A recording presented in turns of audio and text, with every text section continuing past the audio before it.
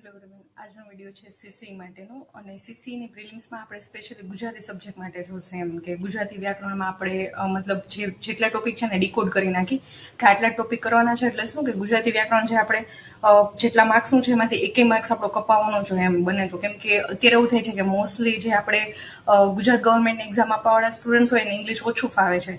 તો જ્યારે આપણને ઇંગ્લિશ ફાવે છે ઓછું તો આપણે ગુજરાતીમાં વધારે ધ્યાન આપીએ તો બને તો એકેય માર્ક્સ જેટલો મતલબ એક માર્ક્સ એમાં બચાવી લઈએ તો ઇંગ્લિશમાં શાયદ આપણને બહુ મતલબ નથી ફાવતું તો ન આવે તોય ચાલે એમ, થોડા ઘણા ઓછા આવી જાય તો એમ. તો પહેલાં તો આપણે જે 15 માર્ક્સનું છે ગુજરાતી અને ઇંગ્લિશ એમાં આપણે અત્યારે ગુજરાતી સબ્જેક્ટ માટે જોઈએ એમ કે ગુજરાતી વ્યાકરણ આપણે કઈ બુકમાંથી કરવું ને કઈ રીતે કરવું એમ. તો મેં જે 3-4 એક્ઝામ માટે અને પહેલાં જે પીએસઆઈની એક્ઝામ લેવાતી એમાં ગુજરાતીનું આપણે ગુજરાતી વ્યાકરણનો આખો સબ્જેક્ટ આવતો 100 માર્ક્સનો. તો એના માટે જે મેં ગુજરાતી કર્યું હતું અને બીજી આ બધી ગુણસેવા પસંદગી મંડળની ઘણી બધી એક્ઝામ આપેલી, તો એના માટે જે મેં ગુજરાતી કર્યું હતું એના માટે હું તમને જો જણાવું તો પહેલાં તો આપણે બુક કઈ કરવાની એમ.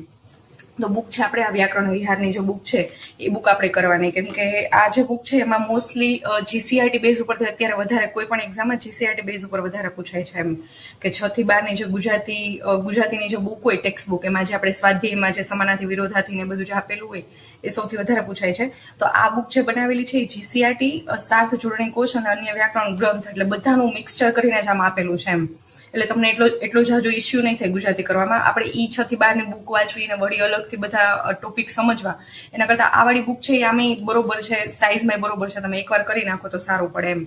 તો હવે આ બુકમાં પહેલાં આપણે જોઈએ તો હવે પહેલાં તો છે ને આપણે કોઈ પણ સબ્જેક્ટ કરીએ ને, ધારો કે અત્યારે આપણે ગુજરાતીનું જ એક્ઝામ્પલ લઈએ, આપણે ગુજરાતી કરવાનું છે એમ, તો તમારે કઈ રીતે ચાલુ કરવાનું કે પહેલાં તો જો આમાં આપેલું છે કે જે 15 માર્ક્સના છે ને 17 ટોપિક છે આપણે એમ.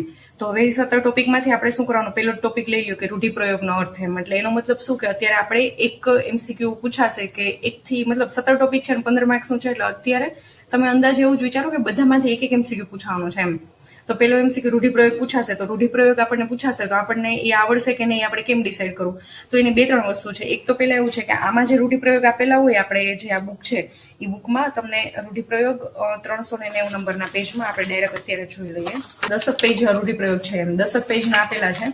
એમાં આપણને જે ટેક્સ્ટ બુકમાં આપેલા છે ને બધું થઈને છે. તો હવે આમાં તમે એવું કરી શકો, જો તમારી પાસે કેટલો ટાઈમ છે એના ઉપર છે. અત્યારે સીસીની એક્ઝામની ટાઈમ છે તો તમે એવું કરી શકો કે હાફ પેજ રાખો એમ કે મારે અડધું પેજ સુધીના કરવા છે આજે. પછી એની નીચે છે ને તમે પેનથી કા પેન્સિલથી નીચે લીટો કરી નાખો કે આજે મેં આટલા કર્યા એમ. પહેલે જ દિવસે તમે અહીંથી ચાલુ કરો અને અહીંયા સુધીના કરો ને તો પછી અહીંયા ટીક કરી નાખવાનું. પછી આને છે ને તમે 3-4 વખત વાંચો, જ્યારે ડેઈલી 1 કલાક આપો એમ. આ એક જ વસ્તુને નહીં, હજી હું તમને લાઈનમાં કહીશ, રૂઢિપ્રયોગ, સમાનાર્થી, વિરોધાર્થી, એવી રીતના જે 4-5 વસ્તુ છે એ બધાને 1-1 કલાક આપો એમ. તો હવે જો આપણે આજે અહીંયા સુધીના કર્યા પછી આને બીજે દિવસે જ્યારે અહીંથી ચાલુ કરો ને વાંચવાના પાછા અહીંથી, ત્યારે આગળના એકવાર વાંચી લેવાના. એટલે શું થાય કે એક વખત આપણે બધા વાંચેલા હશે તો બીજી વાર તમે પાછા રીડ કરશો તો તમને એનું રિવિઝન થઈ જશે ને પાછું નવા તમે ચાલુ કરો એમ.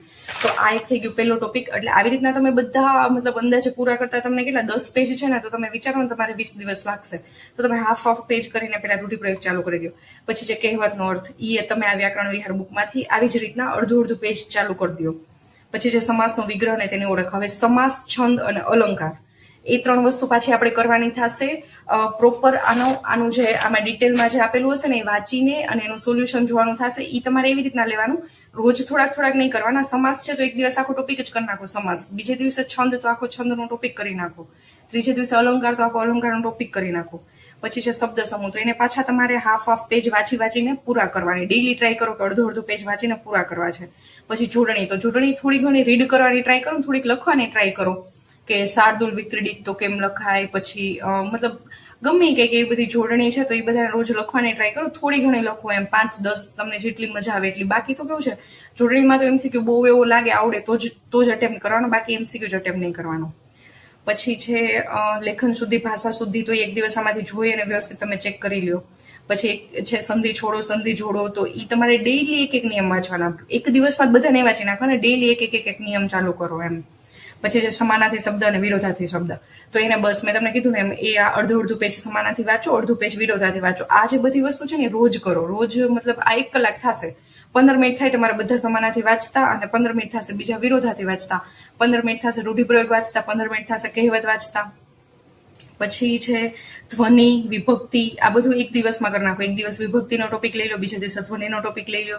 પછી વ્યંજન સ્વરની જોડી બનાવો, પછી શબ્દોને શબ્દકોશના ક્રમમાં ગોઠવો, પછી વાક્ય પરિવર્તન, આ બધા પર્ટિક્યુલર ટોપિક આ બુકમાં બધું આવી જાય છે. આ બુકમાંથી જ તમારે કરવાનું છે.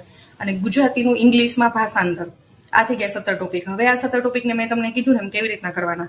તમારે આમાં મેં જેમ તમને સમજાવ્યું ને એવી રીતના તમે ચાલુ કરી દો. જેટલા ટોપિક ડેઈલી 15-15 મિનિટ વાંચવાના છે એને 15-15 મિનિટ વાંચી નાખો. અને જેટલા ટોપિક એક દિવસે આખું પતી જાય એવા ટોપિક છે, સમાસ છે, છંદ છે, અલંકાર છે, તો એને એવી રીતના પતાવી નાખો. એટલે આવી રીતના ગુજરાતી વ્યાકરણને તમે 1 કલાક ડેઈલી આપશો ને તો તમારે 30 દિવસમાં આખું ગુજરાતી વ્યાકરણ પૂરું થઈ જશે. અને ઘણા લોકો આને સ્કીપ કરે કે છંદ કરી નાખશું, અલંકાર કરી નાખશું, રૂઢિપ્રયોગ તો ત્યાંથી વાંચીને ડાયરેક્ટ આન્સર કરશું. તો ત્યાંથી વાંચીને આન્સર આપવાવાળા સ્ટુડન્ટ્સ એ હશે. અને એક તમે આવી રીતના તૈયારી કરીને જાશો ને ક્યારે કોઈ તૈયારી વેસ્ટ નથી જતી.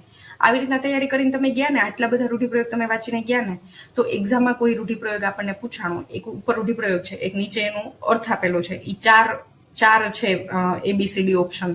તો હવે કેવું થશે, એક તો તમે આટલા વાંચેલા હશે ને તો તમને એ 4 જે અર્થ હશે ને એના ઉપરથી ખબર પડી જશે કે આ 3 તો મેચ નથી થતા, કાં તો 2 મેચ નથી થતા, બીજા 2માં જ કન્ફ્યુઝન રહેશે.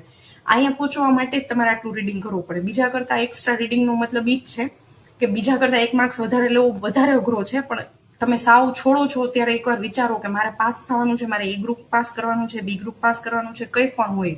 કેમ કે સામે બહુ બધા ફોર્મ ભરાય છે. ફોર્મ બધા 5-5, 10-10 લાખ જેટલા ફોર્મ ભરાતા હોય છે. આના મને નથી ખબર કેટલા ભરાણા, પણ ઓછામાં ઓછા એટલા ફોર્મ ભરાય છે. અને સામે સીટ બહુ ઓછી હોય છે. તો એક માર્ક્સે મતલબ 150-200 જણા હોય છે વચ્ચે એમ. તો બને તો તમે ગુજરાતી વ્યાકરણનો સ્પેશિયલ અલગથી વિડીયો બનાવવાનો મતલબ જ એ છે કે અત્યારે CCE વાળા થોડાક મતલબ ધીમા પડી ગયા છે કે વાંધો નહીં, ધીમે ધીમે કરી. અને કાં તો પછી કેવું કરે છે કે નકરું મેથ્સ કર્યા કરે છે, મેથ્સ નહીં, એને રીઝનિંગ આવડે છે તો બસ એ રીઝનિંગ જ કરે છે. એવું નથી કરવાનું. તમારે બધી વસ્તુ કરીને જવાની છે. આ 17 વસ્તુ તમારે થઈ ગયેલી હોવી જોઈએ. 17 વસ્તુ તમારે કરવાની છે. ગમે એમ કરીને 17 વસ્તુ પૂરી કરતા 1 મહિનો લાગશે, મહિનાનો 1 કલાક લાગશે, એટલે 30 કલાક થયા. એકારે 30 કલાક દેવા કરતા ડેઈલી 1 કલાક દેશો તો એ 17 વસ્તુ એકદમ મસ્ત રીતે થઈ જશે. અને મને લાગે એક્ઝામ આવી રીતના તમે કરશો ને તો 15માંથી તમારે 12 થી 13 માર્ક્સ આવશે એમ.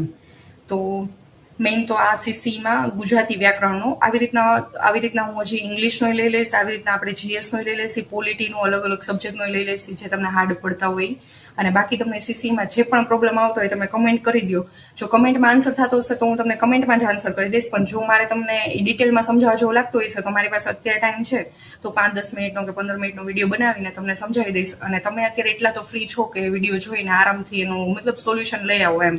હવે આટલો વિડીયો મેં બનાવ્યો છે, આટલી મહેનત કરી છે, તો તમે સામે એક કામ કરો કે મારે મતલબ આટલા ટોપિક એકવાર બધા કરવાની ટ્રાય કરો એમ. ક્યારેય તમે એવું કર્યું છે કે બધા ટોપિક કરીને કોઈ એક્ઝામ આપી હોય?